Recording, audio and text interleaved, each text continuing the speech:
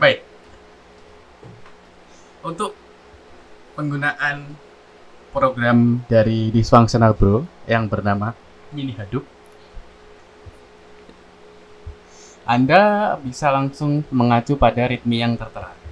Anda hanya perlu untuk melakukan clone, lalu menginstal dependensi menggunakan mix. Selanjutnya melakukan compose, docker compose. Dan jika sudah, Anda bisa langsung masuk ke konsol dari si master itu sendiri. Namun untuk penggunaan yang real, yang nyata, Anda tidak perlu docker.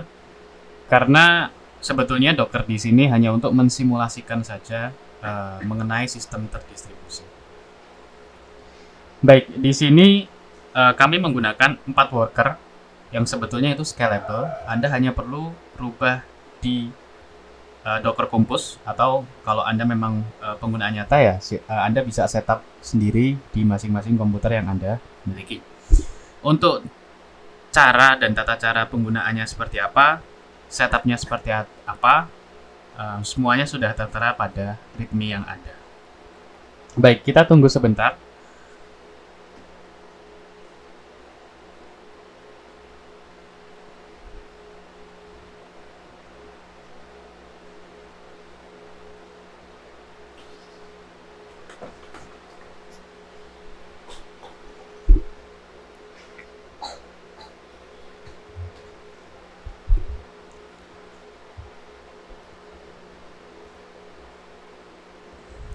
Bisa dilihat di Docker desktop kontainernya masih belum ada ya. Kita tunggu sebentar lagi.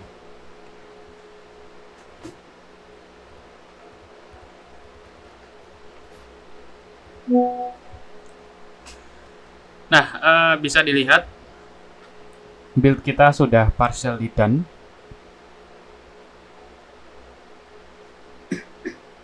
Sekarang kita hanya perlu menunggu untuk kontainernya selesai. Nah, baik, ini adalah log kita. Dan apabila Anda tidak menginginkan untuk menampilkan log, Anda bisa langsung docker compose up build spasi -d. Nah, di contoh ini saya tetap tampilkan saja lognya, dan saya akan masuk dengan terminal lain. Untuk masuknya Anda bisa langsung salin dan tempel saja di terminal sintaks yang sudah kami sediakan di readme. Nah, selanjutnya saya akan mendemonstrasikan beberapa contoh penggunaan dari aplikasi kami, dari file system kami. Yang pertama, kita bisa menggunakan sebagai file storage. Anda hanya perlu menggunakan aplikasi kami dengan cara mengetikkan mini hadoop .store file, yang mana Anda perlu mengisi 2 argumen yang sudah tertera juga di readme. Argumen pertama adalah nama file yang Anda ingin simpan di kontainer Anda atau di mesin Anda. Sebagai contoh, saya akan menyimpan dengan nama coba.txt. Dan yang kedua adalah lokasi di mana file Anda berada.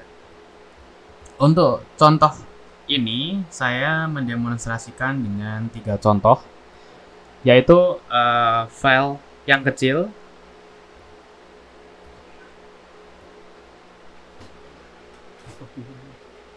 yaitu small, yang medium, dan yang besar. Ada 2, yaitu large dan very large.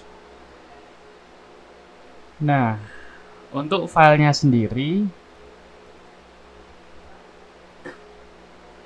tinggal kita store saja.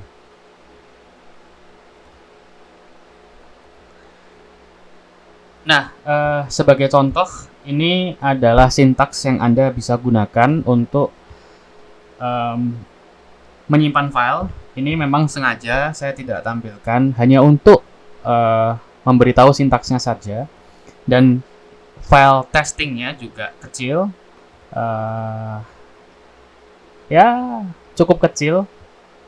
hanya sekitar 50.000 line. Nah, itu cukup kecil sebetulnya. Nah, sebagai pengujian yang nyata, saya akan uji dengan size medium yang pertama. Sebentar.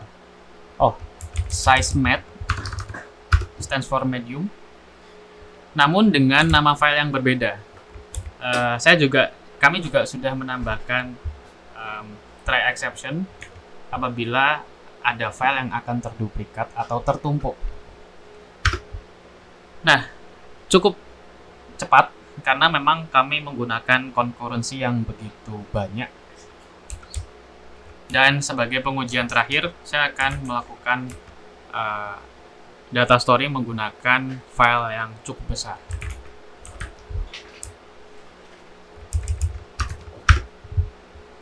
Bisa dilihat lognya akan terus berjalan dan Anda sebenarnya nggak perlu mantengin lognya. Di sini terjadi secara asinkronus. Jadi Anda dapat message initialize store operations. Ini belum selesai, tapi akan terus dilakukan hingga selesai.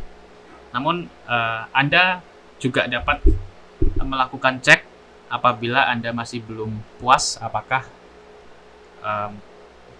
filenya sudah 100% tersimpan atau belum. Selanjutnya, Anda juga dapat menghapus file yang sudah tidak Anda gunakan dengan cara seperti biasa. Anda mengaktifkan mini Hadoop delete file dan file name-nya. Sebagai contoh, saya akan menghapus file test2.txt.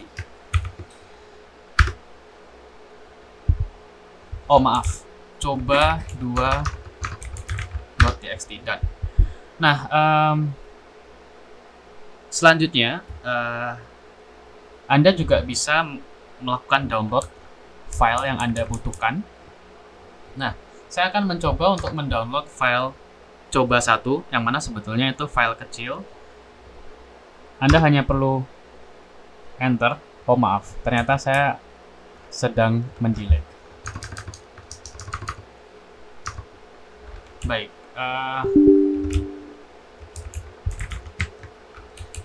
kalau begitu kita cuma ada satu file, ya sudah, kita retrieve saja file tersebut. Nah, bisa dilihat retrieve-nya berhasil.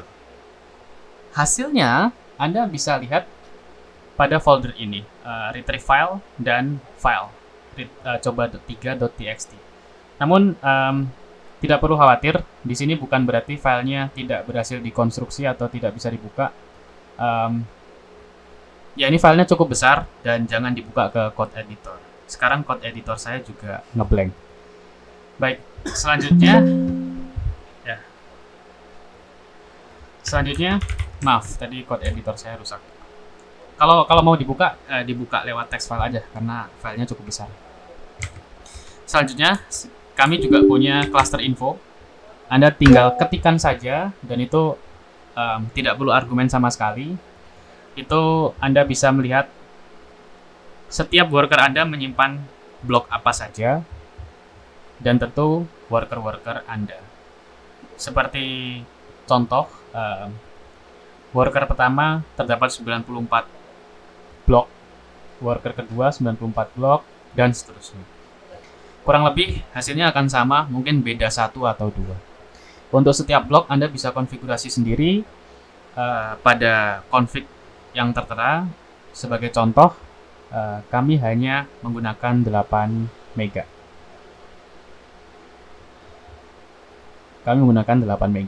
Bila Anda merasa kurang, Anda bisa naikkan ke 500 mega untuk setiap blok, atau jika Anda merasa ingin menurunkan juga bisa.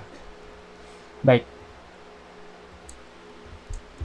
selanjutnya kita bisa melakukan demo terhadap fungsi MapReduce di mini Hadoop ini. Ya, salah satu fitur utama.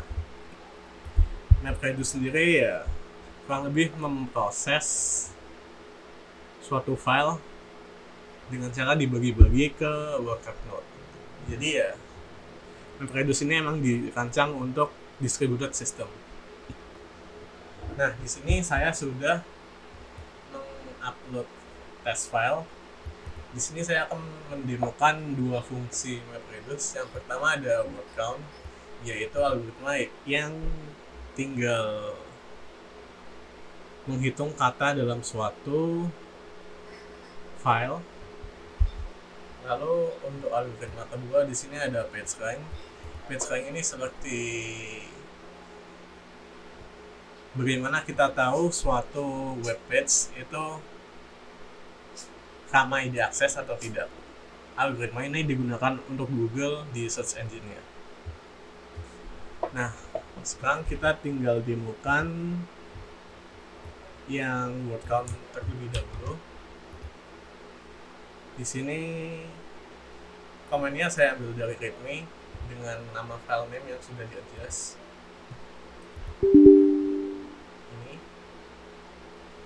Nah, di sini kita bisa input map function tergantung kebutuhan kita. Untuk saat ini ya word count. Reducer-nya juga word count juga. Kita bisa submit job.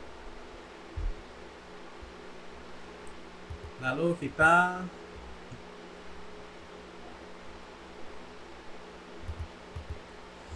menunggu untuk jobnya selesai.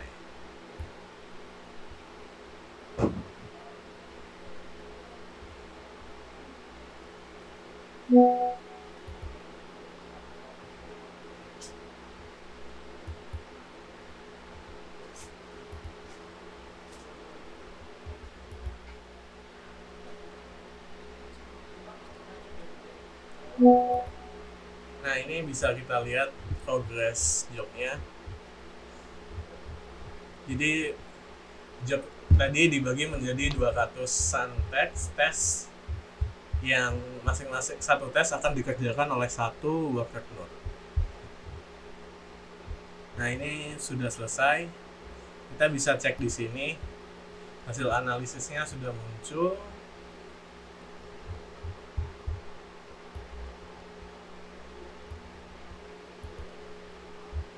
Ini ada fleksi txt sama JSON-nya. Datanya sendiri tadi agak random, jadi hasilnya bakal kayak gini. Lalu kita bisa lanjut ke demonstrasi yang PageRank, MapReduce untuk algoritma PageRank. Jadi PageRank ini bisa dikatakan iteratif. Setelah kita melakukan PageRank, outputnya bisa kita input sebagai konteks di PageRank selanjutnya. Komennya juga sama dari readme.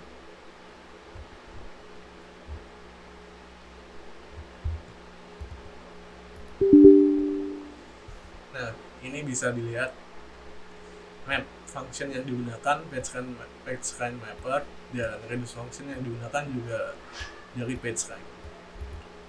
Kita submit, lalu kita pantau di logs-nya. Nah, ini berarti jobnya sudah selesai, job map reduce-nya. Kita bisa lihat di VS Code untuk hasilnya. Nah, ini adalah hasil dari PageRank iterasi pertama. Ini versi JSON-nya. Nah, lalu kita bisa melakukan iterasi untuk PageRank yang kedua. Nah, di sini kita bisa mengimport hasil PageRank sebelumnya di dalam map context.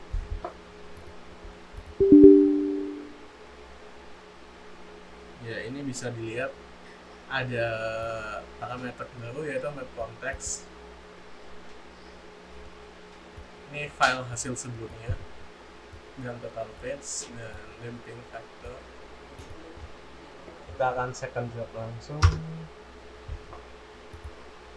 Bisa dilihat lagi jobnya lagi dikerjain di masing-masing loh. Dan ini jobnya udah selesai.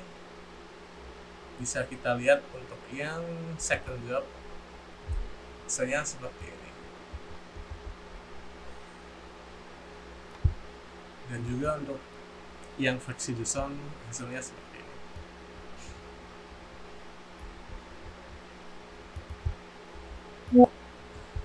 Oh ya, untuk note tambahan di sini untuk kita melakukan stock file, retrieve file, dan delete file itu secara asinkronis. Jadi kayak setelah kita menjalankan mini Hadoop stock file ini,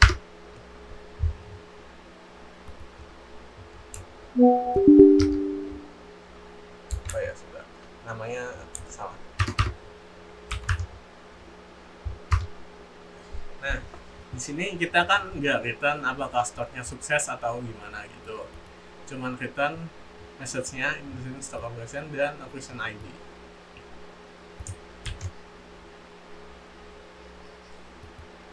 Nah, jadi kayak kita ketika stock file, kita nge-spawn job buat nge-stock file. Jadi kalau file yang disimpan lama, otomatis file yang disimpan itu besar sekali, maka otomatis prosesnya bakal lama. Nah, biar gak ngeblok operasi lain, kita ini dijadikan asinkronus.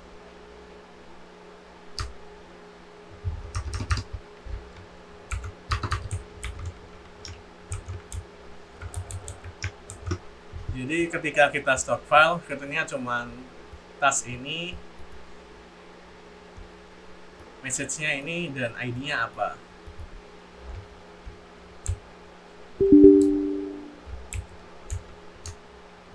Untuk mengecek apakah file sudah terupload semua atau tidak, kita bisa menggunakan mini hadoop.jobinfo dengan argumen operation ID.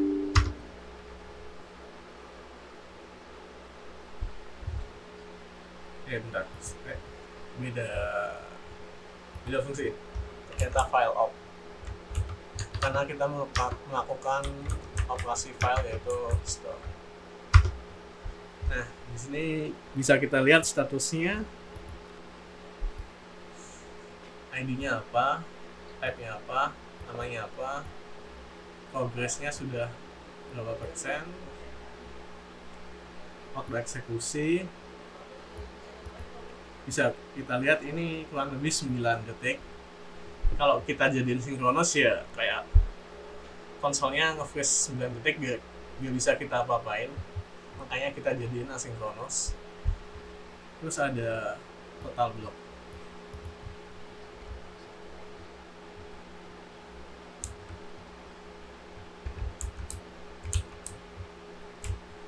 Nah, terus kita coba delete file.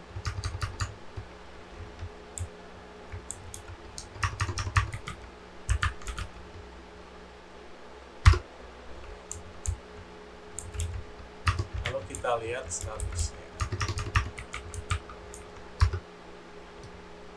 Ya, ini untuk delete juga sama.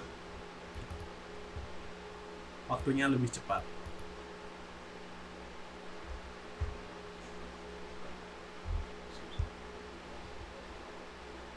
Karena ya kalau delete ya udah tinggal ngasih nyuruh node-nya untuk menghapus. Gak ada transfer data yang bisa memakan waktu lama. Nah, juga sebagai tambahan, misalkan saya melakukan store file yang besar, kita langsung aja ngecek untuk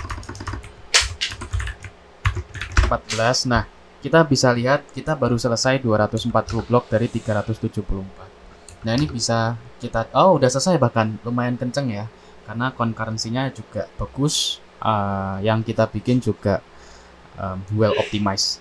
Nah, ya kurang lebih seperti itu. Kalau memang filenya sangat besar, misalkan 10 terabyte, ya kita bisa cek saja sudah berapa blok yang tersimpan. Dan semua digaransi tidak ada blocking operations yang serius. Begitu juga untuk tas-tas yang lain, mungkin tas yang menyimpan agak lama, jadi kita bisa cek 9 detik sih. Kalau ngetiknya nggak cepet juga dia udah selesai duluan. Ya kurang lebih seperti itu. Nah, selanjutnya sepertinya kurang afdol untuk kita tidak mencoba melakukan retrieve file dengan nama file yang barusan kita simpan tadi aja, vlcc. Nah, kita bisa langsung lihat. Yuk, kita harus cepat retrieve. Nah, di sini bisa kita lihat kita sedang ngeproses 120, 130 dan seterusnya. Ya, retrieve dan store memang agak lama, kurang lebih seperti itu. Nah, sekarang kita lihat seharusnya sudah selesai. Nah, filenya sudah berhasil direkonstruksi sebanyak 187 blok. Mungkin ada yang penasaran kenapa filenya cuma 187 blok, padahal ketika kita melakukan store kita butuh 374 blok. Nah, ini sebenarnya sederhana karena mekanisme replikasi. Kita mengasumsikan bahwa data akan dibutuhkan dengan sangat cepat, dan ketika satu node down akan menjadi bermasalah. Jadi kita replikasi setiap blok ke 2 worker atau 2 slave yang ada. Dengan itu store-nya sebanyak 374 blok. Yang itu sebetulnya terdiri dari 187 blok direplikasi sebanyak 2 kali. Anda kalau memang merasa kurang, Anda bisa mengganti faktor replikasi yang berada di dalam config. Nah, di sini kami memakai 2 faktor replikasi, dan kalau memang Anda merasa kurang, Anda bisa menambahkan faktor replikasi yang ada.